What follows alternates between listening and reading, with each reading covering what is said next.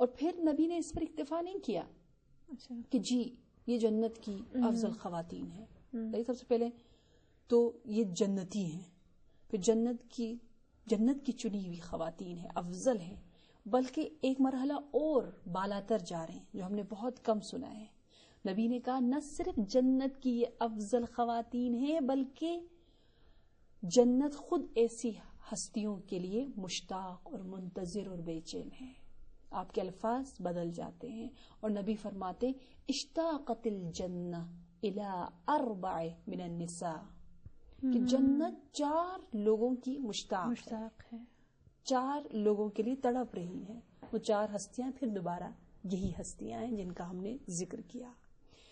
تو میں یہ کہنا چاہوں گی، آپ شاید کہیں گے کیوں اتنا ان تمام احادیث کو ذکر کیا؟ بس ہمیں پتا ہے کہ 4 ہستیاں تھیں، یہ تو لیکن نہیں، آپ دیکھیں تو کلمات کو بھی تو دیکھیں. جیسے میں کچھ سوروں کی تفسیر جو میں اپنے اسٹوڈنٹس کو کرواتی ہوں تو وہاں میں بتاتی ہوں کہ دیکھیں قرآن میں خدا کہتا ہے یہ سورہ پڑھو، اس کی یہ فضیلت ہے، وہ سورہ پڑھو، اس کی وہ فضیلت ہے، وہ سورہ پڑھو. ایک دل ہے تو ایک جان ہے تو ایک مغز ہے تو ایک ذروہ یعنی چوٹی ہے، پیک ہے قرآن کا. تو ہم کون سا پڑھیں کون سا نہ پڑھیں، یہ بیان کا طریقہ. یا کوئی ماں جب اپنے بچے سے محبت کرتی ہے تو اسے 2-3 جملے کے چھوڑ نہیں دیتی، مختلف الفاظ کے ذریعے ایکسپریس کرتی ہے اپنا لو، اپنی محبت کو. تو یہاں بھی نبی نے جو الفاظ استعمال کیے میں نے انہیں تھوڑا سا جمع کرنے کی کوشش کی تاکہ مقام و فضیلت اور برتری ختیجہ ہمارے حقیر ذہنوں تک منتقل ہو جائے. تو نبی نے وہ بہترین الفاظ استعمال کیے ہیں جو ایک شخص کر سکتا ہے. اس دنیا میں الفاظ بہت محدود ہے اور فضائل ختیجہ لا محدود. تو وہ جو الفاظ ہیں وہ ایک ہے کمال، ایک ہے کہ کامل ترین خاتون ختیجہ ہے، ایک ہے منتخب جو انتخاب شدہ خاتون ہے وہ ختیجہ ہے، ایک ہے سیدہ ہے سیادت، ایک ہے خیر و حسب جو ہے عربی زبان میں کہتے ہیں کافی کو، کہتے ہیں قرآن ہمارے لیے کافی ہے، حسبنا کتاب اللہ، حسب یہ کہا تمہارے لیے کافی نہیں ہے ختیجہ. کافی کا لفظ استعمال ہوا ہے یہ ہستیاں. اور اشتیاق کا لفظ استعمال ہوا جو ابھی اس حدیث میں کیا کہ جنت مشتاق ہے. افضل کا لفظ استعمال ہوا، احسن کا لفظ استعمال ہوا، اکمل کا، اتم کا، اکثر کا، یعنی جتنے حسین الفاظات ہیں. ہاں تاکید کے ساتھ نبی تمام الفاظ کو استعمال کریں، مختلف الفاظ کے ذریعے مختلف روایات ہم تک پہنچی ہیں. تو اب ایسی اس ذہنیت کے ساتھ اب ہم نے آگے اور روایات کو دیکھنا ہے، کم نہیں ہے روایت، آج کافی ٹائم ہم اس کو دیں گے. اس ذہنیت کے ساتھ ہم جب اقوال رسول اور اقوال نبی کا بررسی کریں، کا جائزہ لیں، تو ہمیں پتہ چلتا ہے کہ نبی نے ایک جگہ یوں بھی فرمایا کانت من احسن النساء جمالا واکملهن عقلا واتمهن رأيا واکثرهن عفة ودینا وحیاء ومروة ومالا.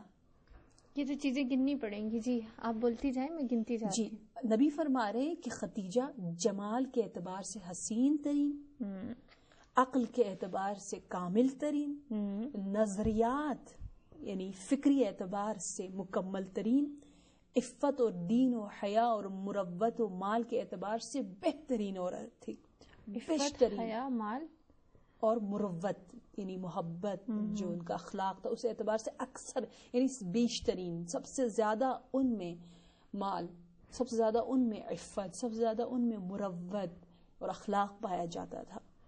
یعنی جمال معنوی اور جمال جسمانی، روحانی اور جسمانی سب سے مالا مال یہ ہستی ہے نبی کی حدیث کے مطابق. اب یہ جو کہا میں جلدی بس اب گزرتی جاؤں کیونکہ میں نے لب لباب آپ کو بتا دیا، نچوڑ آپ کو بتا دیا. لیکن یہاں میں ذرا ٹھہر کے کہوں تو آپ نے 8 صفات گنوائیں بزبان نبی. جی ہاں. فضائل ختیجہ میں کہ جمال، عقل، فکر کے اعتبار سے عفت، دین، حیا، مال، مروت، اخلاق. یہ تو 9 ہو گئی. میں نے اس کا ترجمہ مروت کا ترجمہ اخلاق کیا.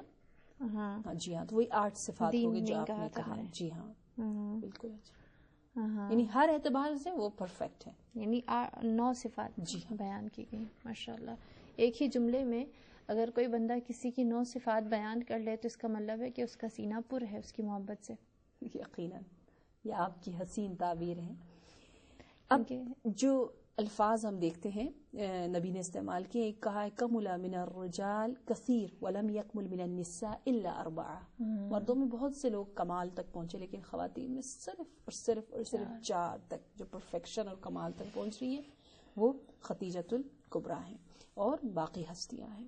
یا ایک اور مقام پر نبی کہہ رہے خیر نساء العالمین خدیجہ بنت خویلد, نساء العالمین کی سب سے بہترین. یا ایک اور جگہ فرما رہے ان اللہ اختار النساء اربعہ, اللہ نے چن لیا 4 ہستیوں کو جو وہی 4 ہستیاں. یا ایک اور جگہ فرما رہے خدیجہ قال رسول اللہ خدیجہ سابقۃ نساء العالمین الی الایمان باللہ و بمحمد, کہ وہ ایمان لانے میں سب سے آگے ہیں. یا ایک اور جگہ فرماتے ہیں کہ سیدہ یعنی ملکہ, صحیح نا, خدیجہ صرف ملکہ قریش تھی پہلے, پھر ملکہ عرب بنی, پھر ملکہ عرب بننے کے بعد ملکہ دارین بن گئی, وہ بھی بغیر کسی لشکر کے, کوئی ظاہری لشکر نہیں تھا آپ کے پاس. مصنف نے بہت خوب کہا کہ ان کا جو لشکر تھا وہ ان کی طاقت, ان کی قدرت, ان کی عقل, ان کی تدبیر, ان کا تقوی, ان کا ایمان میں سابقین میں سے ہونا, یہ خدیجہ کے لشکر ہیں اور وہ ملکہ ہیں ان تمام صفات کی. جن کو ملکہ ہوئی کن کن چیزوں کی؟ سب سے پہلے ملکہ قریش, جی ہاں, پھر ملکہ عرب بنی, پھر دارین کی ملکہ بن گئی. دنیا میں اور آخرت میں, جو دنیا میں سیدہ ہو, ایمان میں آگے ہو, وہ آخرت میں بھی آگے رہتا ہے.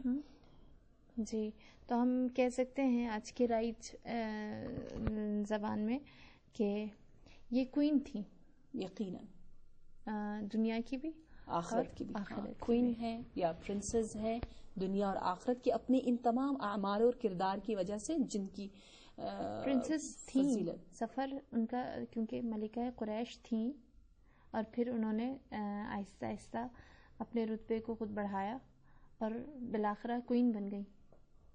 صحیح بالکل. اچھا, princess of Quraysh.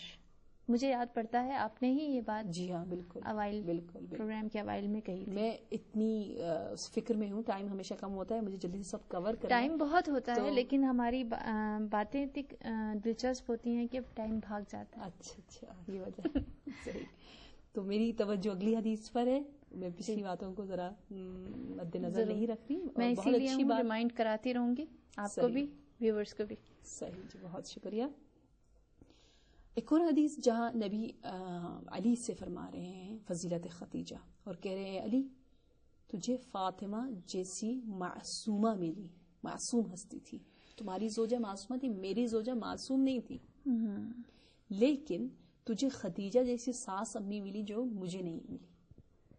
Us angle سے بھی نہیں چھوڑا نبی نے, اور یہاں سے بھی نہیں, جہاں تعریف ہو سکتی تھی نبی نے کر دی, کیونکہ محسنہ اعظم ہے. اچھا, اور ایک جو بہت ہی مشہور قصیدہ ہے نبی کا خدیجہ کے شان میں, جس کو بچہ جانتا ہے, شاید عربی میں ہماری زبانوں پر نہ ہو, لیکن یہ قصیدہ تو نبی نے ہر موقع اور مناسبت سے پڑھا ہے, ہر جگہ لوگوں کے سامنے ان کی فداکاریاں اور ان کے تمام ایثاروں کا ذکر کیا ہے اس قصیدے کے ذیل میں. کہ قصیدہ وہی ہے کہ خدیجہ این مثل خدیجہ صدقتنی حین کذبنی الناس آمنت بی اذ کفرتم ولدت بی اذ اقمتم. اور پھر فرمایا ما نفعنی مال قط مثل مال الخدیجہ, کہ اے لوگوں خدیجہ کو صرف میدان تجارت و مال و دولت کی کوئین نہ سمجھو سو, یا پرنسس نہ سمجھو. اس زمانے میں اس کو ملکہ یہ مال و دولت صرف نہیں ہے کہ وہ کیونکہ بہت امیر تھی وہ سیدہ تھی, نہیں, اسے ہر میدان میں تصدیق خدیجہ کی بے مثال, ایمان ان کا منفرد, مال ان کا پرثمر, گود ان کی بہت بابرکت. یعنی خدیجہ میدان ایمان میں, میدان انفاق میں, میدان شجاعت میں, میدان ایمان میں, میدان سبقت میں, جہاں اللہ قرآن میں کہہ رہا ہے فاستبقوا الخیرات, کہ ٹائم نہیں ہے, پتہ نہیں ہے. آپ نے بہت اچھی بات کہی, شاید پہلی اور دوسری جو ہماری نشست تھی بہت سے لوگوں نے نہ سنی ہو. آپ کی بات بہت خوبصورت تھی کہ کوئی اگر ہم سے ہماری ایج پوچھے تو ہم جو گزر چکی ہے جو ہماری عمر اس کے بارے میں کہیں گے, لیکن حقیقت تو وہی ہے جو آنے والی ہے, تو اس کے بارے میں ہمیں نہیں پتا. یا قرآن نے بھی کہا بِأَيِّ أَرْضٍ تَمُوتُ, نہیں پتا. عالم سے عالم کو بھی نہیں پتا کہ وہ کہاں مرے گا, اس کی قبر کہاں ہوگی, تو ہمیں کچھ پتا نہیں ہے, وقت بہت کم ہے. تو قرآن نے بھی کہا ہے فاستبقوا الخیرات, کہ دوڑ لگاؤ, کمپٹیشن کرو, بھاگو خیر کاموں کے لیے, جس طرح ختیجہ بھاگی اور ختیجہ ثابت. تو ختیجہ ہر میدان کی شیر ہے,